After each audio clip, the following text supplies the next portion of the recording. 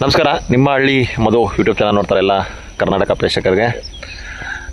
ನೋಡಿ, ಗೋಹತ್ಯೆಯನ್ನು ಒಂದು ವರ್ಗ ಇವಾಗ ಬ್ಯಾನ್ ಮಾಡಿದೆ. ಅದು ನಮ್ಮ ಮುಸ್ಲಿಂ ಬಾಂಧವರು ಇನ್ಮೇಲೆ ನಾವು ಗೋಗಳನ್ನ ಕಡಿಯೋದಿಲ್ಲ, ನಾವು ಬಕ್ರೀದ್ಗೆ ಗೋ ಮಾತೆಗಳನ್ನ ತಂದು ಕಡಿಯೋದಿಲ್ಲ, ಇನ್ನೊಂದು ವರ್ಗಕ್ಕೆ ನೋವು ಉಂಟು ಮಾಡಿ ನಾವು ಹಬ್ಬ ಆಚರಣೆ ಮಾಡಲ್ಲ ಅಂತ ನಿಷೇಧ ಅವರಿಗೆ ಅವರೇ ನಿಷೇಧ ಮಾಡ್ಕೊಂಡಿದ್ದಾರೆ. ನಾವು ಗೋಗಳನ್ನ ತಗೊಳ್ಳಲ್ಲ ಅಂತ.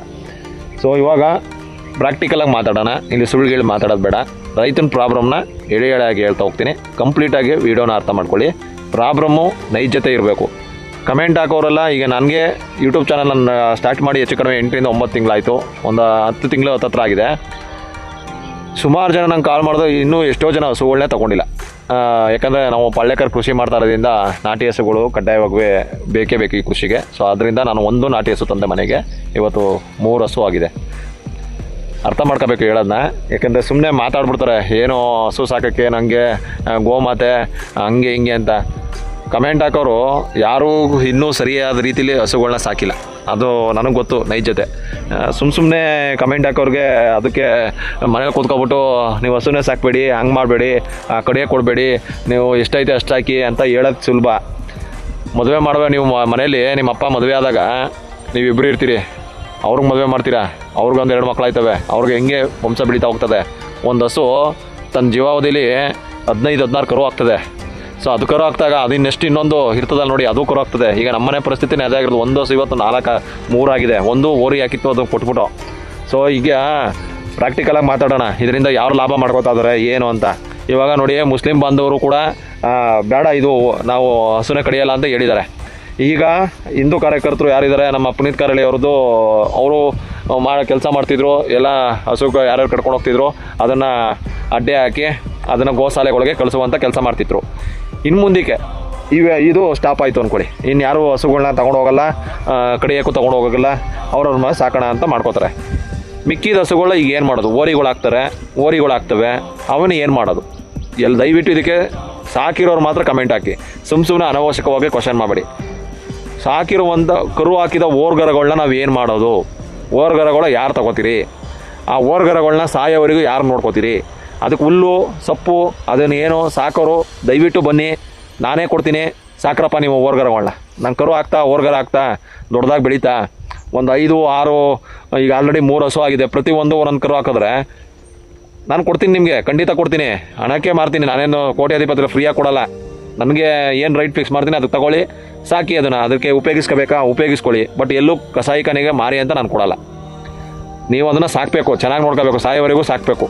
ನನಗೆಲ್ಲ ಯಾಕೆ ಅಂದರೆ ನಾನು ಆಲ್ರೆಡಿ 2 ಹಸು 3 ಹಸು ಕಟ್ಟಾಕೋಕ್ಕೆ ಮಾತ್ರ ನಮ್ಮ ಮನೇಲಿ ಜಾಗ ಇರೋದು. ನಮ್ಮ ಕೊಡಕೆನೂ ಇರೋದು ಚಿಕ್ಕದು. 2 ಹಸು 3 ಹಸು ಕಟ್ಬೋದು ಅಷ್ಟೇ. ಅದಕ್ಕೆ ಅಂತ ಹುಲ್ ಮಾಡಿಕೊಂಡಿದ್ದೀನಿ. ನನ್ನ ಕೈಲಾದದ್ದು ನಾನೊಬ್ಬ ಗೋಸವ್ಯನ ಎಷ್ಟು ಮಾಡಬೇಕು ಅಷ್ಟು ಮಾಡ್ತಾಯಿದ್ದೀನಿ. ಸೊ ಅದ್ರದ್ದು ಪ್ರಾಮುಖ್ಯತೆಯೂ ಕೂಡ ಯೂಟ್ಯೂಬ್ಗಳಲ್ಲಿ ಹೇಳ್ತಾ ಹೋಗ್ತಾಯಿದ್ದೀನಿ. ಎಲ್ಲೂ ಕೂಡ ನಾನು ಕಸಾಯಿಖಾನೆಗೆ ಮಾರಬೇಕು ಆ ಥರ ಇದು ಮಾಡಬೇಕು ಅಂತ ನಾವು ಯಾರಿಗೂ ಅನಿಸಲ್ಲ. ಅದನ್ನು ಕೊಡಬೇಕು. ಯಾಕಂದರೆ ಇಡೀ ತೋಟನ ಮೇಂಟೈನ್ ಮಾಡ್ತಿದೆ, ನನ್ನ ಇಡೀ ತೋಟಕ್ಕೆ ಜೀವಾಮೃತ ಕೊಡ್ತಿದೆ, ಮತ್ತು ನನ್ನ ಮಕ್ಳಿಗೆ ಆರೋಗ್ಯಕರವಾದ ಹಾಲು ಕೊಡ್ತಿದೆ. ನನ್ನ ಜೀವನ ಶೈಲಿನ ಚೇಂಜ್ ಮಾಡಿದಂಥ ಗೋಮಾತೆನ ನಾನು ಕಡಿಬೇಕು ಅಂತ ಯಾವುದೇ ಕಾರಣಕ್ಕೂ ನಾನು ಕೊಡಲ್ಲ. ಸೊ ಪಾಯಿಂಟ್ ಇಷ್ಟೇ. ಇದಕ್ಕೆ ಈಗ ಕೆಲಸ ಮಾಡಬೇಕಾಗಿರೋರು ಯಾರು ಅಂದರೆ ರಾಜಕೀಯ ವ್ಯಕ್ತಿಗಳು. ನಿಮ್ಮನ್ನು ನೀವು ಮಾರ್ಕೊಬಿಟ್ಟು ಓಟ್ ಹಾಕ್ಬೇಕಾದ್ರೆ ಲಂಚ ಇಸ್ಕೊಬಿಟ್ಟು ಓಟ್ ಹಾಕ್ಬಿಡ್ತೀವಿ. ಅವ್ರನ್ನ ಕೇಳೋದಕ್ಕೂ ಆಗಲ್ಲ, ಮಾತಾಡೋಕ್ಕೂ ಆಗಲ್ಲ, ಹಂಗಿರ್ತಾರೆ. ಎಲ್ಲ ಉಪೇಂದ್ರ ಹೇಳ್ದಂಗೆ ಬೋನ್ಸಾರ್ಗಳು ಹಿಡ್ಕೊಂಡು ಏನು ದೊಡ್ಡ ತಮಿಂಗುಳಗಳು ನಮ್ಮವರೇ ನಿಂತಿರ್ತವೆ ಅಕ್ಕಪಕ್ಕದಲ್ಲಿ. ಈ ಕಾಸು ಇಸ್ಕೊಳ್ಳೋಕ್ಕೆ ಅವ್ರ ಹತ್ರ ಏನಾದ್ರು ಜೈ ಅನ್ಕೊಂಡು ನಿಂತಿರ್ತವೆ. ಅವಕ್ಕೆ ಇನ್ನೇನು ಮಾಡೋಕ್ಕೆ ಕೆಲಸ ಇರೋಕ್ಕಿಲ್ಲ, ಮನೇಲಿ ಮಾಡಿಟ್ಬಿಟ್ಟಿರ್ತಾರೆ. ಅವು ಒಂದು ಹಸುನೂ ಸಾಕಿರೋಕ್ಕಿಲ್ಲ. ಅವರು ಯಾವನೂ ಒಂದು ಹಸುನೂ ಸಾಕಿಲ್ಲ. ಎಷ್ಟೋ ಜನ ರಾಜಕೀಯದಲ್ಲಿ ಇರೋರೆ ನಮ್ಮೂರು ತುಂಬ ಊರಲ್ಲಿ ನಮ್ಮೂರುಗಳಲ್ಲಿ ಅವರೇ ಒಬ್ಬ ಒಂದು ಹಸು ಸಾಕಿಲ್ಲ, ನಾಟಿ ಹಸುನ. ಪುಂಕ್ತಾನೆ ಮಾತ್ರ ಏನೋ ಮಾತಾಡೋ ಕತೆಗಳು ಹೆಂಗವೆ ಅಂದರೆ ಈಗ ಏನು ಈ ಅಂತ ಎಲ್ಲ ಮಾತಾಡ್ತಾರೆ. ಬಗ್ಗಿಸ್ಬಿಟ್ಟು ಕೆಲಸ ಮಾಡೋಕ್ಕೆ ನನ್ನ ಮಗ ಹೋಗಿಲ್ಲ. ಬ್ಯಾಡ್ ಲ್ಯಾಂಗ್ವೇಜ್ ಉಪಯೋಗಿಸ್ಬೋದು, ಸಖತ್ತಾಗಿ ಮಾತಾಡ್ಬಿಡ್ತೀನಿ. ಬಟ್ ಏನಂದರೆ ಮಾತಾಡೋರೆಲ್ಲ ಎಲ್ಲ ಬರೀ ಕೆಲಸಕ್ಕೆ ಮಾಡ್ದೋದು, ಕೆಲಸ ಯಾರು ಮಾಡಲ್ಲ ಅವರೇ ಮಾತಾಡ್ತಾರೆ ಹೊರತು ನಿಜವಾಗಿ ಪ್ರಾಬ್ಲಮ್ ಆಗ್ತಾ ಇರೋದು ಪ್ರಾಮಾಣಿಕವಾಗಿ ಕೆಲಸ ಮಾಡ್ಕೊಂಡು ಅವ್ನ ಪಾಡಿಗೆ ಗೋಗಳನ್ನ ಸಾಕೊಂಡು ಅದನ್ನು ಪ್ರಪಂಚಕ್ಕೆ ನಮ್ಮ ಕರ್ನಾಟಕ ಜನತೆಗೆ ತಿಳಿಸ್ತಾ ಹೋಗ್ತಾರೋ ತುಂಬ ಜನ ಇದ್ದಾರೆ. ಸೊ ಅಂಥವ್ರಿಗೆ ಪ್ರಾಬ್ಲಮ್ಮು, ಈ ರೈತರುಗಳು ನಿಜವಾದ ರೈತರುಗಳಿಗೆ ಪ್ರಾಬ್ಲಮ್ ಏನಾಗ್ತಿದೆ ಅಂತ ಯಾರು ಕೇಳೋರಿಲ್ಲ. ಪ್ರಾಬ್ಲಮ್ ಏನಂದರೆ ಈಗ ನೋಡಿ, ಒಂದು ಹಸು ತಂದೆ ನಾನು 3 ಹಸು ಆಗಿದೆ. 3 ಹಸುನಲ್ಲಿ ಈಗ ಮೊದಲದು ಹೆಣ್ಗರ ಆಗ್ತು. ಆ ಹೆಣ್ಗರ ಈಗ ಓರಿಗೆ ಅದು ಈಟಿಗೆ ಬಂದಿದೆ. ನಾವು ಅಂದರೆ ಓರಿಗೆ ಬಂದಿದೆ ಅಂತೀವಿ. ಅದನ್ನು ಓರಿಗೆ ಕೊಡಿಸ್ತೀವಿ. ಈಗ ಅದು ಕರು ಆಗ್ತದೆ. ಅದು ಓರ್ಗರನೇ ಆಗ್ತದೋ ಫೀಮೇಲ್ ಆಗ್ತದೆ, ಈಗ ಹೆಣ್ಗರ ಆಗ್ತದೋ ಗಂಡುಗರ ಆಗ್ತದೋ ಗೊತ್ತಿಲ್ಲ, ಮೇಲ್ ಆಗ್ತದೋ ಫೀಮೇಲ್ ಆಗ್ತದೆ ಅಂತ ಗೊತ್ತಿಲ್ಲ ನಮಗೆ. ಸೊ ಈಗ ಹೆಣ್ಗರ ಹಾಕಿದ್ರೆ ಸಾಕ್ತೀವಿ ನಾವು. ಸಾಕ್ತೀವಿ, ಅದನ್ನು ಹೊರಗೆ ಕೊಡಿಸ್ತೀವಿ, ಮಾಡ್ಬೋದು. 2 ಹಸು 3 ಹಸು ಸಾಕೋಕ್ಕೆ ನಮ್ಮ ಮನೆ ಜಾಗ ಇದೆ. ಸೊ ಈ ಮಿಕ್ಕಿದ ನಾನು ಏನು ಮಾಡಲಿ, ಯಾರಿಗಾರು ಬೇಕಾದವ್ರಿಗೆ ಕೊಡ್ತೀನಿ. ಅವರು ಅಷ್ಟೇ ಒಂದು ಹಸು 2 ಹಸು ಸಾಕೋಕ್ಕೆ ಇದಿರ್ತದೆ. ಒಂದು ಹಸುನ ಕಂಪ್ಲೀಟಾಗಿ ನಾವು ಕರೆಕ್ಟಾಗಿ ಪ್ರೀತಿಯಿಂದ ನೋಡಿಕೊಂಡ್ರೆ ಅದ್ರ ಜೀವನಾವಧಿಯಲ್ಲಿ 14ರಿಂದ 15 ಕರುಗಂಟು ಆಗ್ತದೆ. ಸೊ ಅದು 15 ಕರುನು ನಾವು ಸಾಕೋಕ್ಕಾಗುತ್ತಾ? ಏನ್ರಿ, ಸಾಕಿ ಅದನ್ನು ಏನಾರು ಅದಕ್ಕೆ ಜೀವನ ರೂಪಿಸ್ಬೇಕು ತಾನೆ. ಅದನ್ನು ಸುಮ್ಮನೆ ನಾವು ಹಾಳು ಮಾಡೋಕ್ಕಾಗುತ್ತಾ? ಹಸುನ ತೊಗೊಂಡೋಗಿ ಎಲ್ಲಾರು ಬಿಟ್ಬಿಡೋಕ್ಕಾಯ್ತದ? ಸಾಕಬೇಕು, ಅದಕ್ಕೆ ಹುಲ್ಲು ಸೊಪ್ಪು ಜಾಗ ನಮಗೆ ಹೆಂಗೆ ಫೆಸಿಲಿಟಿ ಮಾಡ್ಕೊಂಡಿರ್ತೀವಿ ಅದಕ್ಕೂ ಮಾಡಬೇಕಾಗುತ್ತೆ.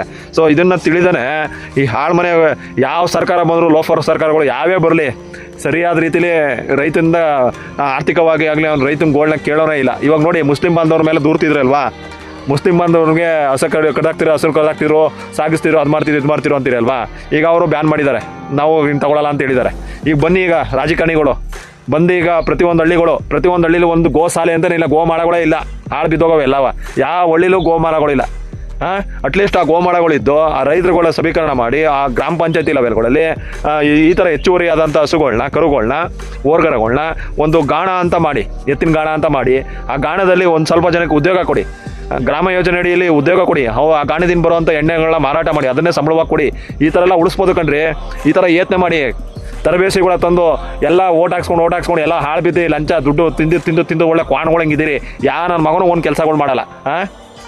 ಎಷ್ಟು ಕೋಪ ಹತ್ತುತ್ತದೆ ಅಂದರೆ, ಅನ್ಯಾಯವಾಗಿ ನಿಮ್ಗಳಿಂದ ನೀವು ಮಾಡೋಂಥ ಎಷ್ಟೋ ಗೋಮಾತೆಗಳು ಇವತ್ತು ಮರಣಕ್ಕೆ ಓನಾಗ್ತದೆ.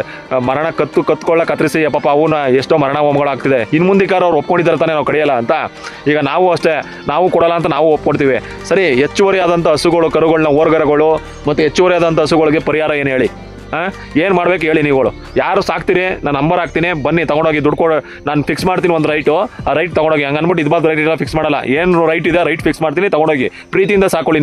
ನಾವು ಕೊಡೋಕೆ ರೆಡಿ ಇದ್ದೀವಿ. ಬಟ್ ಅದನ್ನು ಕಸಾಯಿಖಾನೆಗೆ ನಾನು ಕೊಡೋಕ್ಕೆ ಅಂತ ನಾನು ಇಷ್ಟನೇ ಪಡಲ್ಲ. ಯಾವುದೇ ಕಾರಣಕ್ಕೂ ನಾನು ಮನಸಾಕ್ಷಿಯಿಂದ ಹೇಳ್ತೀನಿ, ಭೂಮಿ ಮೇಲೆ ನಿಂತಿದ್ದೀನಿ, ಭೂಮಿ ಮೇಲೆ ಆಣೆ ಇಟ್ಟು ಹೇಳ್ತೀನಿ, ನಾನು ಕಸಾಯಿಖಾನೆ ಕೊಡೋಕೆ ನನಗೆ ಇಷ್ಟನೇ ಇಲ್ಲ. ಸಾಕಿ ಅಂತಲೇ ಕೊಡ್ತೀವಿ. ಅದನ್ನು ಪ್ರಾಮಾಣಿಕವಾಗಿ ಸಾಕಂಥ ರೈತರುಗಳು ಬರಬೇಕು ಇವಾಗ, ಸರಿನಾ? ಸೊ ಇದು ಒಂದು ಪ್ರಾಬ್ಲಮ್ಮು. ಈಗ ರಾಜಕಾರಣಿಗಳು ಮುಂದೆ ಬರಬೇಕು. ಈಗ ಪ್ರತಿಯೊಂದು ಹಳ್ಳಿಗಳಲ್ಲೂ ಗೋಮಾಳಗಳು ತೆಗಿಬೇಕು, ಇದಕ್ಕಾದಂಥ ಒಂದು ಫೆಸಿಲಿಟಿನ ಮಾಡಬೇಕು. ಮತ್ತು ನಮ್ಮ ಗೋಮಾತೆಯನ್ನು ರಾಷ್ಟ್ರೀಯ ಪ್ರಾಣಿ ಅಂತ ನೀವು ಘೋಷಣೆ ಮಾಡಬೇಕು. ಇದೆಲ್ಲೂ ಕೂಡ ಯಾರೂ ಕೂಡ ಕಡಿಬಾರ್ದು ಇದನ್ನು. ಸೊ ಆ ರೀತಿ ಮಾಡೋಕ್ಕೀಗ ಮೀಟ್ರ್ಗಳು ಬೇಕು. ಈಗ ಅವ್ರು ದೂರ್ಕೊಂಡು ಇಷ್ಟು ದಿನ ಗಲಭೆ ಎಬ್ಬಿಸಿ ಏನು ಫೇಸ್ಬುಕ್ ಓಪನ್ ಮಾಡಿಯಾ, ಯಾವ ಚಾನಲ್ ಓಪನ್ ಮಾಡಿ, TV ಓಪನ್ ಮಾಡಿ, ಇದಾಕಿಯಾ, ಬರೀ ಗೋ ಗೋ ಗೋ ಗೋ. ಈಗ ತಗೊಳ್ರಪ್ಪ. ಈಗ ಅವರು ಬ್ಯಾನ್ ಮಾಡಿದ್ದಾರೆ, ನಾವು ಕಡಿಯಲ್ಲ ಅಂತ, ನೀವು ಮಾರಲ್ಲ ಅಂತ ನಾವು ಹೇಳ್ತೀವಿ, ಈಗ ನಾವು ಮಾರಲ್ಲ ಅಂತ.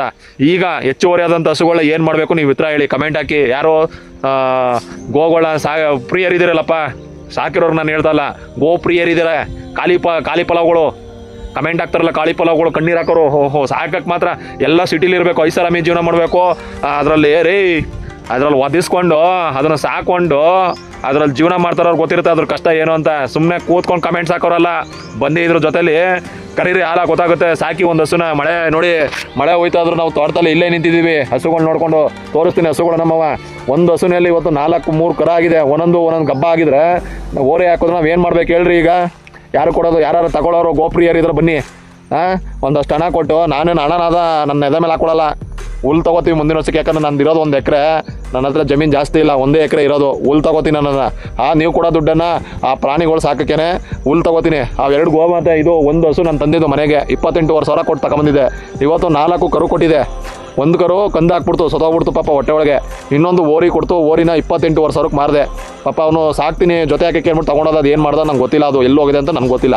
ಒಟ್ಟಲ್ಲಿ ನಾನು ಸಾಕಕ್ಕೆ ಅಂತ ಕೊಟ್ಟೆ, ನಮ್ಮ ಹಿಂದೂಗಳೇ ಬಂದಿದ್ರು ತೊಗೊಂಡೋದ್ರು. ಅದು ಏನು ಮಾಡಿದ್ರು ಅಂತ ನನಗೆ ಇಲ್ಲಿವರೆಗೂ ಗೊತ್ತಿಲ್ಲ. ಅದು ನಮ್ಮ ಮನೇಲಿ ಫೋಟೋ ಇದೆ, ಬೇಕಾರೆ ಅದನ್ನು ಹಾಕ್ತೀನಿ ನೋಡಿ. ಆ ಕಡೆದು ಹೆಣ್ಗರ ಹಾಕಿದೆ ಮನೇಲಿ. ಇನ್ನೊಂದು ಸಾಲ್ಟ್ ವಿಡಿಯೋದಲ್ಲಿ ಹೋದ್ರೆ ನೀವು ಮಿಂಚು ಇದ್ದಾಳೆ ನೋಡಿ, ಆ ಮಿಂಚನ್ನು ಕೂಡ ಒಬ್ಬರು ತೊಗೊಂಡಿದ್ದಾರೆ. ಅದು ಅವರು ನಾವು ಸಾಕ್ತೀನಿ ಅಂತ ಹೇಳಿದರೆ, ಕೊಡಕೆ ಕಟ್ಟಿಸ್ತಾ ಇದ್ದೀವಿ, ಸಾಕ್ತೀನಿ ಅಂತ ಹೇಳಿದ್ದಾರೆ, ಅದನ್ನು ಕೊಡ್ಕೊಳ್ತೀವಿ. ಸೊ ಈ ಹಸು ಇದೆಲ್ಲ ನೋಡಿ, ಈ ಹಸುನ ಈಗ ಏನು ಮಾಡಬೇಕು? ಈ ಹಸುನು ಇದೆ, ವಯಸ್ಸಾಯ್ತದೆ, ಇನ್ನೊಂದು 10 ಕರ ಆಗ್ತದೆ. ಈಗ ಓರ್ಗರನೇ ಆಗ್ತು. ಈಗ ಓರಿ ಕೊಡಿಸಿದ್ದೀವಿ ಮೊನ್ನೆ, ಅದನ್ನು ಯೂಟ್ಯೂಬಲ್ಲಿ ಹಾಕಿದ್ದೀನಿ ನೋಡಿ, ಓರಿ ಕೊಡಿಸಿರೋದನ್ನ. ಒಂದು ಓರ್ಗರ ಹಾಕಿದಾಗ ನಾವು ಏನು ಮಾಡಬೇಕು ನೀವೇ ಹೇಳಿ? ಸಾಕಿರೋರು ಬಿಟ್ಟು, ನಾನು ಹೇಳ್ತಾ ಇರೋದು, ಸಾಕಿರೋರು ಬಿಟ್ಟು ಸಾಕ್ತಾ ಹೋದವ್ರು ಇರ್ತಾರಲ್ಲ, ಅವರು ಒಂದೊಂದು ಹಸು ಸಾಕಿ ಇವಾಗ ಮಾತಾಡೋರು ಎಲ್ಲರೂ. ಪ್ರತಿಯೊಬ್ಬರು ಹಸು ಸಾಕಿ ಕಮೆಂಟ್ಸ್ಗಳು ಹಾಕ್ತೀರಿ, ಅವ್ರಿಗೆ ಬೈತೀರಾ, ಇವ್ರಿಗೆ ಬರ್ತೀರಾ. ಈಗ ನಿಮ್ಮನ್ನು ನೀವು ಮಾರ್ಕೋತಿರಲ್ಲ ಓಟ್ ಹಾಕ್ಬಿಟ್ಟು. ಇವಾಗ ನನ್ನ ಮಕ್ಕಳು ಬಂದರೆ ಮನೆ ಬಾಕ್ಳಿಗೆ ಓಟ್ ಕೇಳ್ಕೊಂಡು ಬಂದಾಗ ಕೇಳಿ ಈಗ ಪ್ರಶ್ನೆನ, ಈ ಥರ ಎಲ್ಲ ಗಲಿಬಿಲಿ ಹೇಳ್ಸಿ ರೈತರುಗಳಿಗೆ ತೊಂದರೆ ಕೊಡ್ಕೊಂಡು ಪ್ರತಿಯೊಂದು ಎಲ್ಲರೂ ರಾಜಕೀಯ ಮಾಡ್ತೀನಿ. ನಿಜವಾಗ್ಲೂ ನೋಡಿ, ಯಾರೇ ಕೆಲಸ ಮಾಡ್ತಾರೆ ಈಗ ಕಡಿಯಕ್ಕೆ ಹೋಗೋರನ್ನ ಪುನೀತ್ ಕರಳಿ ಅವರು ತಡೀತಿದ್ರು, ಏನೋ ಹಸುಗಳನ್ನ ತಡೀತಿದ್ರು, ಅಡ್ಡೆ ಹಾಕ್ತಿದ್ರು, ಬೈತಿದ್ರು. ಅದಕ್ಕೆ ನಾವು ಅಫೀಸಲ್ಲಿ ಪಟ್ಟಿದ್ದೀವಿ. ನಾನು ಕೂಡ ವೀಡಿಯೋಗಳನ್ನ ಸ್ಟೇಟಸ್ಗೆ ಹಾಕೊಂಡಿದ್ದೀನಿ, ಶೇರ್ ಮಾಡಿದ್ದೀನಿ. ದಯವಿಟ್ಟು ಮಾಡಬೇಡಿ ಅಂತಲೂ ಹೇಳಿದ್ದೀನಿ. ಅದು ತಪ್ಪು.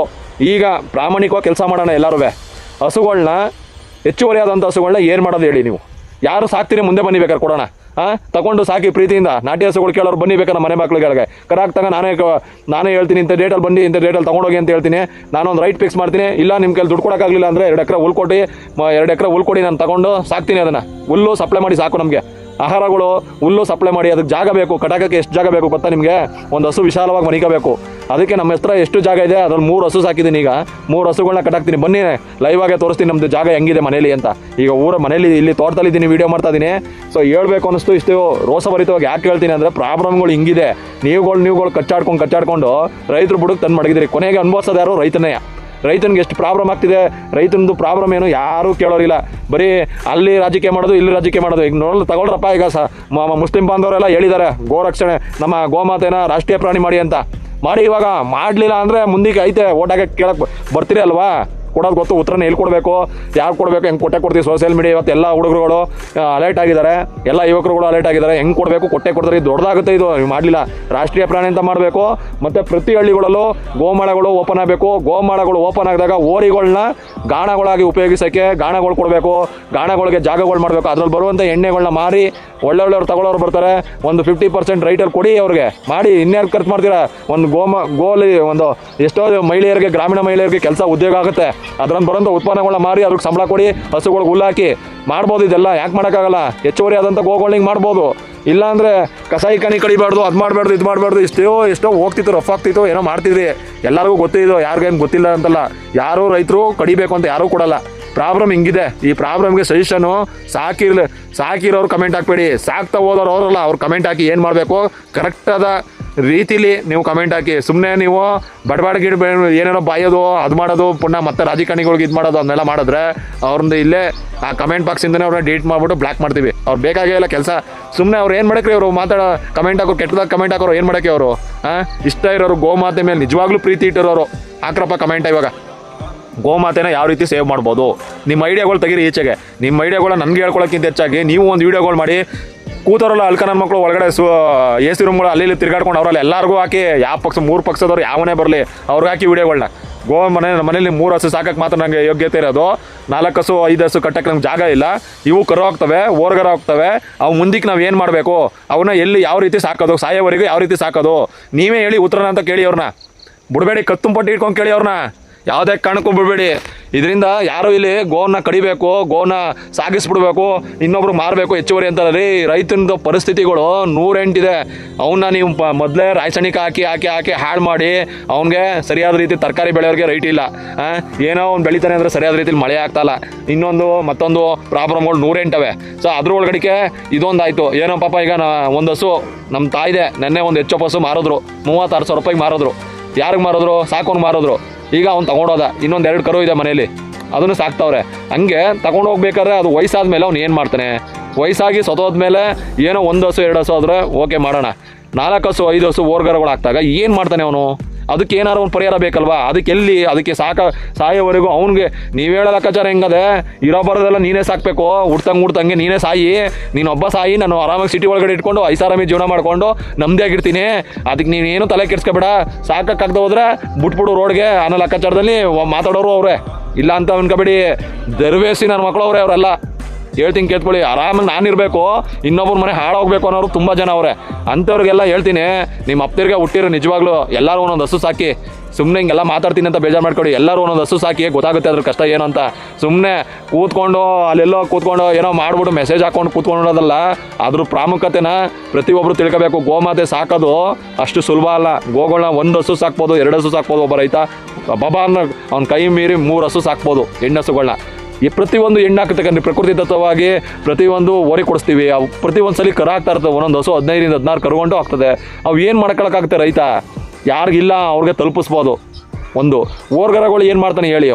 ಓರ್ಗರಗಳನ್ನ ಇತ್ತೀಚೆಗೆ ಹಳ್ಳಿ ಕರುಗಳನ್ನ ಒಂದು ಸ್ವಲ್ಪ ಕ್ರೇಜ್ ಇದೆ ಯುವಕರುಗಳಿಗೆ, ರೈಸು ಗೀಸು ಅಂದ್ಬಿಟ್ಟು ಮಾಡ್ತಾರೆ, ತೊಗೊಂಡೋಗ್ತಾರೆ, ಕೆಲವರು ಮೆರೆಸ್ತಾರೆ. ಸೊ ಅದಾದಮೇಲೆ ರೈಸ್ ಗೀಸ್ ಮಾಡ್ಬೇಕಾದ್ರೆ ಓಡಿಸ್ಬೇಕಾದ್ರೆ ಕಾಲು ಕೈ ಏಟಾಯ್ತವೆ. ಅವ್ನು ಏನು ಮಾಡ್ತಾನೆ ಅವನು? ಅದಕ್ಕೆ ಅಂತ ಏನಾದ್ರು ರೆಸ್ಕ್ಯೂ ಇದೆಯಾ? ಏನಾದ್ರು ಗೋಶಾಲೆಗಳಿದೆಯಾ? ಅವು ಕಾಪಾಡೋಕ್ಕೆ ಏನಾದ್ರು ಇದೆಯಾ? ಅವೆಲ್ಲ ಮಾಡ್ಬಾರ್ದು. ಕಠಿಣವಾದ ಕ್ರಮಗಳು ತಗೊಂಡು ಗೋಗಳನ್ನ ರಾಷ್ಟ್ರೀಯ ಪ್ರಾಣಿ ಅಂದ್ರಿ ಅದಕ್ಕೆ ನೋವುಗಳು ಕೊಡ್ದಂಗೆ, ಅದರ ಪ್ರೀತಿಯಿಂದ ನೋಡ್ಕೊಳಂಗೆ ಒಂದು ಪ್ಲಾಟ್ಫಾರ್ಮ್ನ ಸೃಷ್ಟಿ ಮಾಡಿ ಫಸ್ಟು. ಇದೆಲ್ಲ ಮಾಡಿ ಕಂಪ್ಲೀಟಾಗಿ ನೀವು ಗೋವನ್ನು ಬ್ಯಾನ್ ಮಾಡಿ, ಯಾವುದನ್ನ ಕಡಿಯೋಕ್ಕೆ ಬ್ಯಾನ್ ಮಾಡಿ, ಗೋ ಹತ್ಯೆನ ನಿಷೇಧ ಮಾಡಿ, ರಾಷ್ಟ್ರೀಯ ಅಂತ ಪ್ರಾಣಿ ಮಾಡಿ, ಆ ಗೋಗಳನ್ನ ಸಾಕ್ತಾ ಇರೋದು ಎಷ್ಟು ಇದೆ ಒಂದು ಹಳ್ಳಿಲಿ ಸಮೀಕ್ಷೆ ಮಾಡಿ, ಆ ಗೋಗಳು ಹೆಚ್ಚುವರಿಯಾದಂಥ ಗೋಗಳನ್ನ ಅವ್ನಿಗೆ ಸಾಕೋಕ್ಕಾಗಲಿಲ್ಲ ಅಂದರೆ ಒಂದು ಪಕ್ಷ ಅಲ್ಲಿ ತಂದು ಬಿಡೋಂಗೆ ಒಂದು ವ್ಯವಸ್ಥೆ ಮಾಡಿ, ಅಲ್ಲಿ ಅವನಿಗೆ ತಂದ್ಬಿಟ್ಟ ಮೇಲೆ ಆ ಗೋಗಳಿಗೆ ಏನು ಮಾಡಬೇಕು ನೀವು ಮುಂದಿನ ಕ್ರಮಗಳನ್ನ ತಗೊಳ್ಳಿ. ನಮ್ಮದೇ ಟ್ಯಾಕ್ಸ್ ದುಡ್ಡು ನಿಮ್ಮ ಹತ್ರ ಕೋಟಿ ಸೊಳಿತಾ ಇದೆ. ಏನು ಏನೊಂದು 50 ಎಕರೆ 100 ಎಕರೆ ಮಾಡಿ ಇಟ್ಟಿದ್ದೀರಾ. ಪ್ರತಿಯೊಬ್ಬ ಕ್ಷೇತ್ರದಲ್ಲಿರೋ MLAಗಳೆಲ್ಲ ಅಷ್ಟೇ, ಏನು ಕಮ್ಮಿ ಇಲ್ಲ ಯಾರೂ.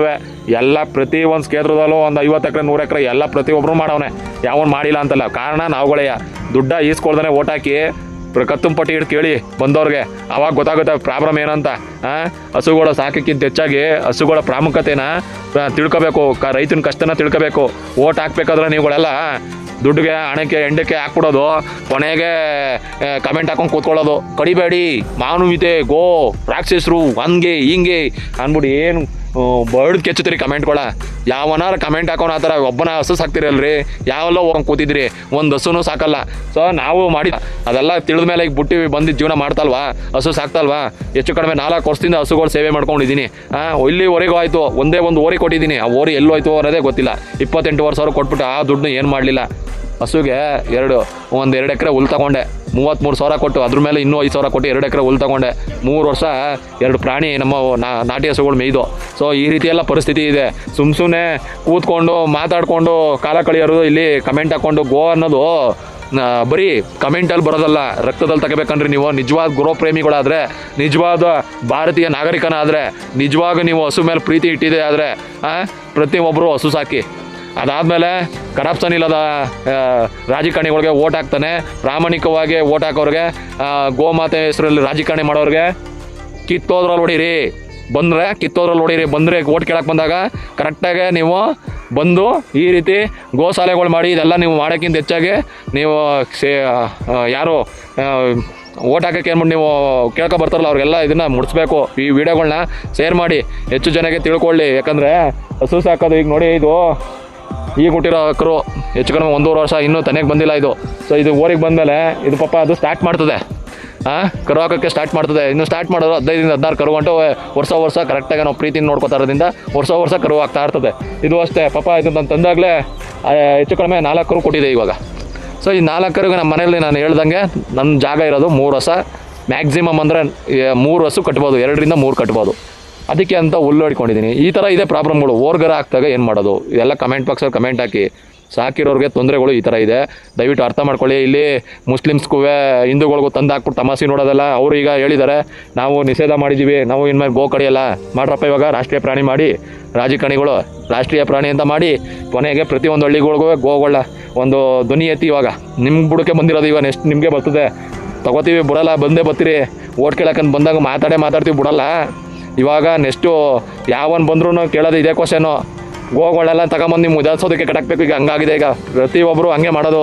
ಇದನ್ನು ಈಗಲೇ ಎಚ್ಚೆತ್ಕೊಂಡು ನೀವು ಇದಕ್ಕೆಲ್ಲ ಏನು ಮಾಡಬೇಕು, ಪ್ರತಿಯೊಬ್ಬರು ಮಾಡ್ಕೊಬಂದರೆ ಬಚಾವು. ಇಲ್ಲಾಂದ್ರೆ ಏನು ರೀ ಮಾಡ್ತಾನೆ ರೈತ ಪಾಪ. ಅವ್ನಿಗೆ ಆದಂಥ ಆರ್ಥಿಕ ಪರಿಸ್ಥಿತಿ ತುಂಬ ಇದೆ. ಹುಲ್ಲುಗಳು ಎಷ್ಟು ರೈಟ್ ಅಂತ ಗೊತ್ತಾ? ತಿಂಡಿ ಮೂಟೆ ಎಷ್ಟು ರೈಟ್ ಗೊತ್ತಾ? ಫೀಡ್ಸ್ ಮೂಟೆ ಎಷ್ಟು ರೈಟ್ ಆಗಿದೆ ಗೊತ್ತಾ? ಒಂದು ಬೆಳೆದಿರೋ ತರಕಾರಿಗಳಿಗೆ ರೈಟ್ ಇಲ್ಲ.